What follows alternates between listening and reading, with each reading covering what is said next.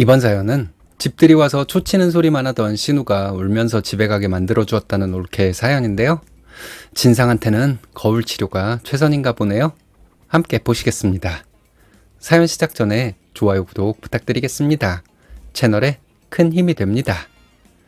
안녕하세요. 결혼 12년 차 초등학교 4학년 아들과 1학년 딸을 키우고 있는 직장맘이에요. 결혼하고 아이를 낳아 키우면서 좁고 낡은 집으로 이사를 다니면서 항상 내 집 마련을 꿈꿔왔습니다. 그런데 몇 달 전 드디어 오랜 소망이었던 새 집으로 입주를 하게 되었답니다. 시어머니가 평소 다니던 절에서 좋은 이삿날을 받아다 주셨는데 그날에 맞춰 설레는 기분으로 이사를 했죠. 그날따라 날씨도 얼마나 맑고 화창하던지 저희 가족은 힘든 줄 모르고 늦은 밤까지 각자의 방들을 정리하느라 시간 가는 줄 몰랐습니다. 이사 후 집들이 겸 시댁 식구들을 초대해서 대접을 했는데 시부모님은 저희를 기특해 하시면서 본인들 일마냥 기뻐해 주셨어요.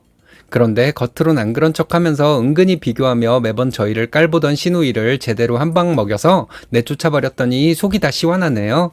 저의 사연 시작해 보겠습니다. 남편은 3남매 중 둘째예요.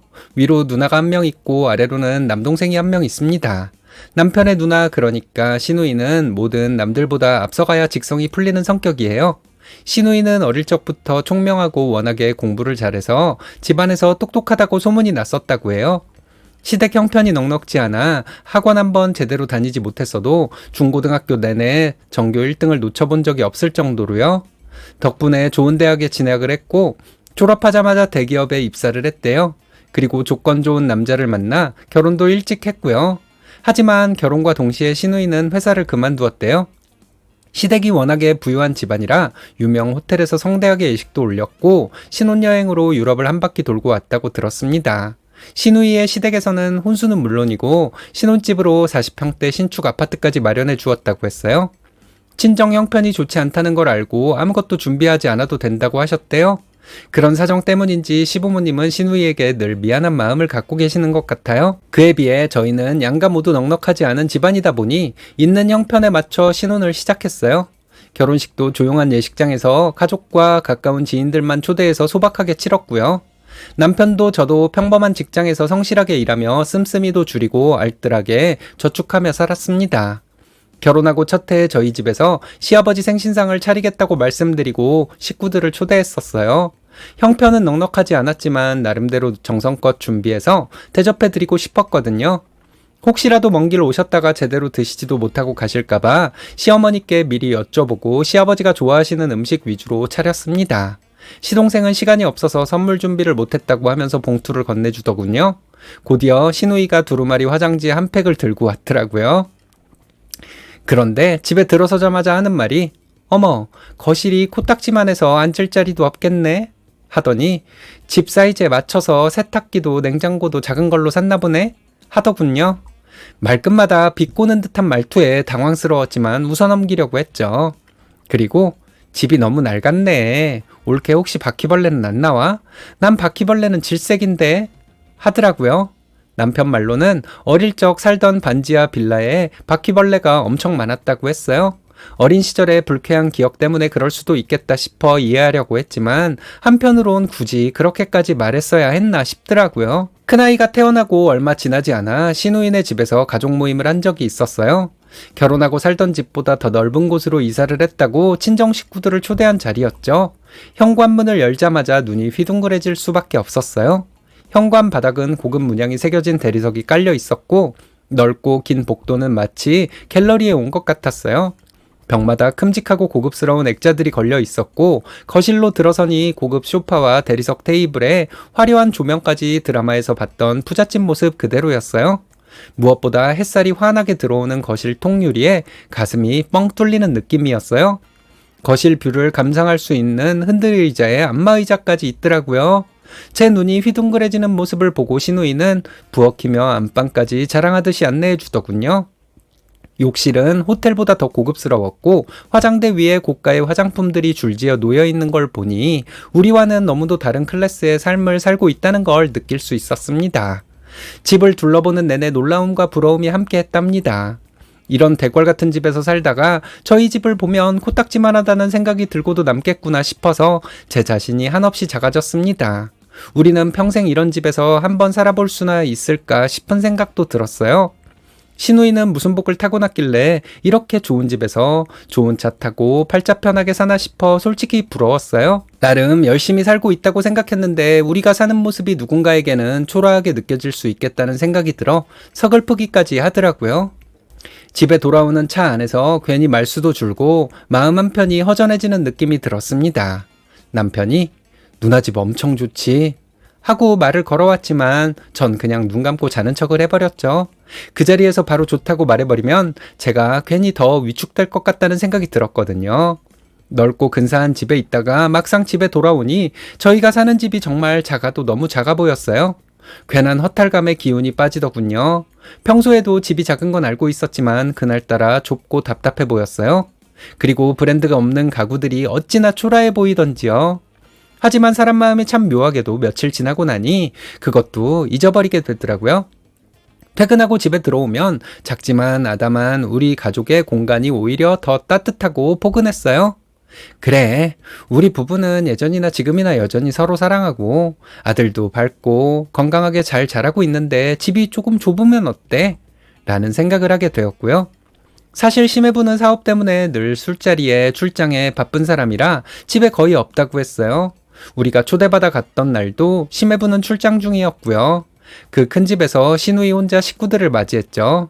하나뿐인 초등학생 조카는 얼굴 보기조차 힘들 만큼 바쁜 스케줄 속에 살고 있었어요. 공부는 기본이고 수영에 승마에 배운다는 건 다 시킨다더군요.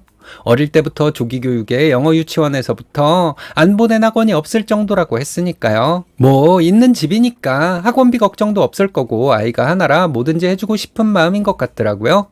그에 비해 우리 아이들은 복지관에서 운영하는 영어 프로그램이나 독서 교실을 주로 이용했어요. 수학은 남편과 제가 시간이 날 때마다 함께 봐주기로 했고요.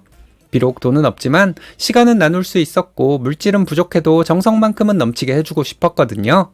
그렇게 마음을 쏟으며 함께 웃고 살아가는 시간들, 그건 돈으로 살 수 없는 거니까요. 둘째가 태어나 어느 정도 자라고 큰아이가 초등학교 2학년이 되었을 무렵 저희 가족은 조금 넓은 집으로 이사를 하게 되었어요. 그동안 알뜰살뜰하게 살면서 차곡차곡 모은 돈으로 신혼 때 받았던 대출도 다 갚았고요. 지은 지 조금 오래되긴 했지만 빌라보다는 조금 더 넓은 평수의 아파트에 전세로 들어가게 되었죠. 새집 같지는 않았지만 더 이상 빚이 없다는 것도 뿌듯했고 아이들 방도 따로 줄 수 있어서 너무 좋았습니다. 시부모님께 이사 소식을 전하면서 한번 올라오시라고 했어요. 늘 저희에게 해준 거 없다고 미안해 하시는 분들이라 조금 나은 집으로 이사한 모습을 보여드리고 싶었거든요. 시어머니는 예전에 살던 낡은 빌라보다 아파트라 훨씬 좋다고 하시면서 조심스럽게 50만 원이 든 봉투를 내미셨어요. 시부모님 형편에 결코 가벼운 금액이 아니었기 때문에 선뜻 받지는 못했습니다. 남편이 나중에 형편이 좋아지면 우리가 용돈도 더 드리고 더 잘하자고 하길래 고개를 숙여 감사히 받았답니다. 그런데 부모님이 온다는 소식을 듣고 시누이도 찾아왔더라고요. 시누이는 또 어김없이 한마디를 하더군요. 엄마가 하도 좋아해서 엄청 크고 새 집인 줄 알았더니 별 차이도 없네. 오래된 아파트라 그런지 주차장이 좁아 터졌어. 주차하다가 누가 내 차 긁으면 어떡해? 오래된 아파트이긴 하지만 도배와 장판도 새로 하고 욕실이며 베란다까지 구석구석 묵은 때를 벗겨내느라 며칠간 청소도 했었거든요. 지난번 살던 집보다 훨씬 새 집 같고 넓어 보인다고 시부모님과 우리 가족은 좋아하고 있었는데 시누이 눈에는 여전히 초라하게 보였나 봐요. 시아버지 좋아하시는 간장게장부터 잡채, 갈비찜까지 준비해서 한상 가득 차렸습니다. 그런데 시누이는 칭찬 한마디 없이 집 구조가 마음에 안 든다느니 애들 공부방에 책상 들어갈 자리나 있겠냐는 말만 늘어놓더라고요. 솔직히 말해서 책상을 사줄 것도 아니면서 말이에요. 시누이는 배운 게 많아서 똑똑할지는 몰라도 공부하느라 인성은 제대로 못 배웠나 싶을 정도로 남을 배려하는 마음은 항상 부족해 보였어요. 갑자기 저희 아파트 전세금을 물어보더니 뜬금없이 시어머니를 향해 엄마, 우리 아파트 근처에 대형 병원 들어온대. 그래서 요즘 집값 상승 중이야. 내가 고집 피워서 사길 잘했지. 라며 자랑을 하더군요. 어쩜 저렇게 매번 비교를 하고 잘난 척을 해야 직성이 풀리는 걸까요? 시어머니는 그 말에 혹여나 제가 기가 죽거나 속상해할까봐 제 눈치를 보시면서 고개만 끄덕이셨어요. 시부모님은 늘 딸에게 못해준 게 많아 미안해하시고 저희 부부에게도 집 하나 마련해주지 못한 걸 마음 아파하시는 분들이에요. 가진 게 있다면 아낌없이 내어주실 분들이라 저는 서운한 마음은 전혀 없었습니다.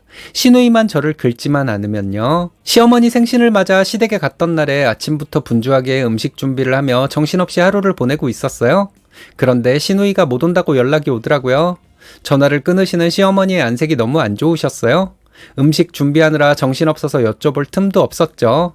저녁 식사가 끝나고 시어머니가 먼저 조심스럽게 말씀을 꺼내셨어요. 너희 시누이 아들을 말인데 그 착했던 녀석이 고등학교 올라가더니 공부는 안 하고 사고만 쳐서 요즘 네 시누이 속이 아주 말이 아니야 하시는 겁니다.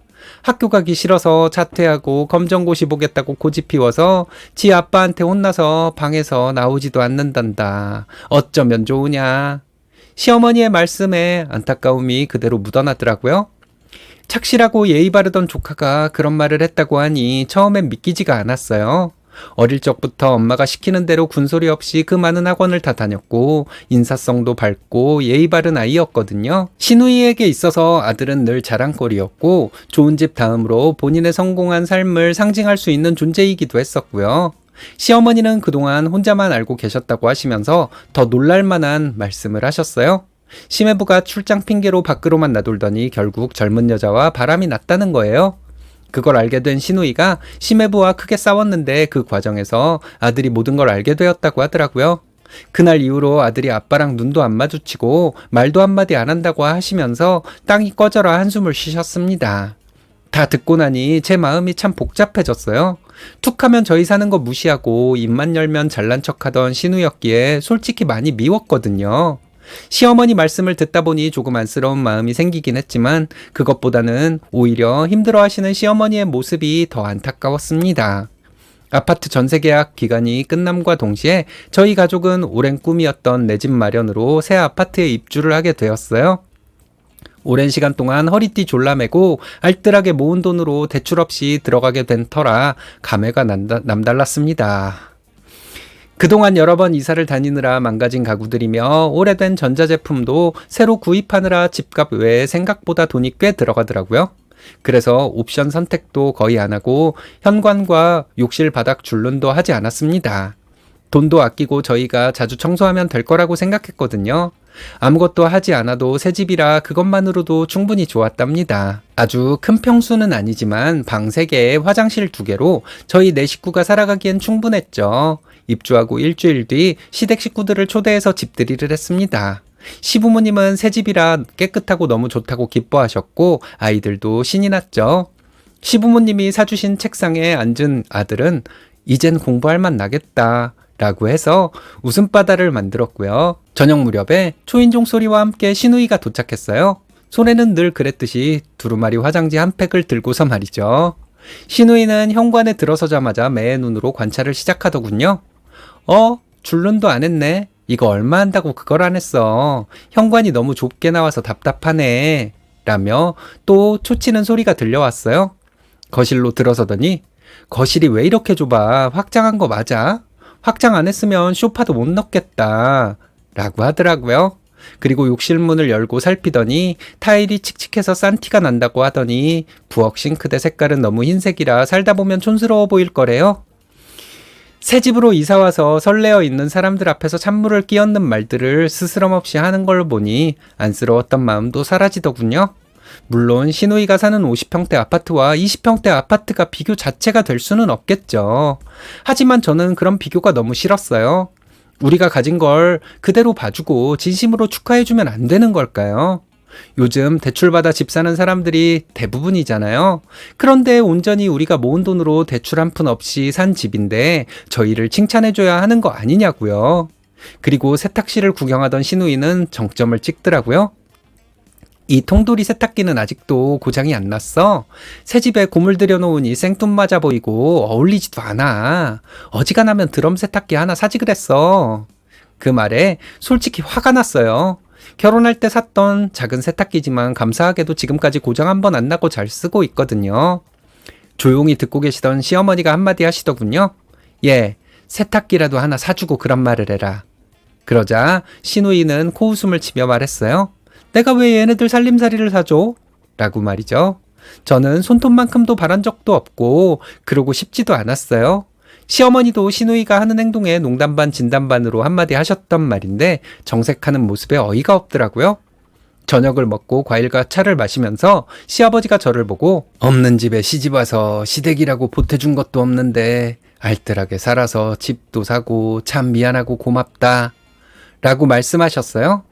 그 말씀에 코끝이 찡해지면서 가슴이 뭉클하더라고요. 그러자 신우이가 바로 받아치더군요.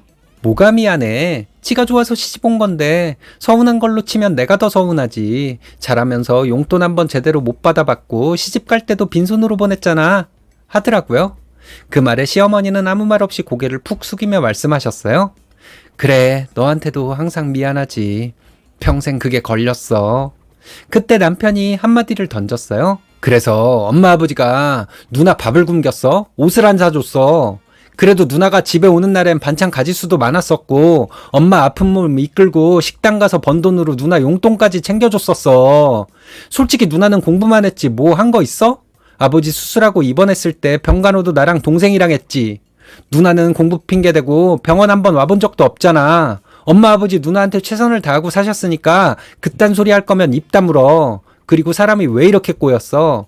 동생이 새 집으로 이사를 했으면 축하한다는 말은 못할 망정 집 작다고 무시나야 되고 그럴 거면 앞으로 우리 집에 오지 마. 그러자 신우이는 야, 네가 오지 말라고 하면 내가 아쉬울 것 같아? 새 아파트라고 해서 왔더니 우리 집 거실보다 좁아 터졌구만 뭐. 그리 대단한 집이라고 유세를 떠니? 하더군요. 어지간하면 이해하고 넘어가려고 했는데 지금 한마디 하지 않으면 저 인간이 평생 자기가 뭘 잘못하고 사는 줄 모를 것 같아서 해버렸습니다. 제발 오지 말아요. 저도 하나도 안 반가워요. 형님 눈엔 이 집이 좁고 값어치 없어 보일지 몰라도 우리 네 식구에겐 세상에서 가장 소중한 집이에요. 형님 아파트 넓고 크고 멋진 거 알아요. 하지만 솔직히 하나도 안 부럽거든요. 저희 가족은요, 퇴근 후에 서로 얼굴 마주보면서 밥을 먹고 주말이면 아빠랑 아이들이 공원에서 뛰어놀아요. 그리고 밤마다 아이들 책을 읽어주면서 함께 잠들고요. 신우이가 그래서 뭐 어쨌다고 하면서 비아냥거리더군요. 남의 삶을 깎아내리기 전에 자기 삶부터 돌아보시는 건 어때요? 겉만 번지르르 하면 뭐해요? 속이 다 썩어가는 걸. 신우이 눈이 휘둥그레지고 입을 다물지 못하더군요. 제가 집안 사정을 모르는 줄 알고 무슨 말인가 했을 겁니다. 자퇴하고 집에만 있는 아들, 형님이 그렇게 만든 거예요. 초등학교 때 하루에 학원 7군데를 돌린다고 자랑하셨죠? 그거 엄마 욕심이고 돈 자랑하는 걸로밖에 안 보였어요. 그러니까 학원도 가기 싫어하고 결국 학교도 그만둔 거 아니에요?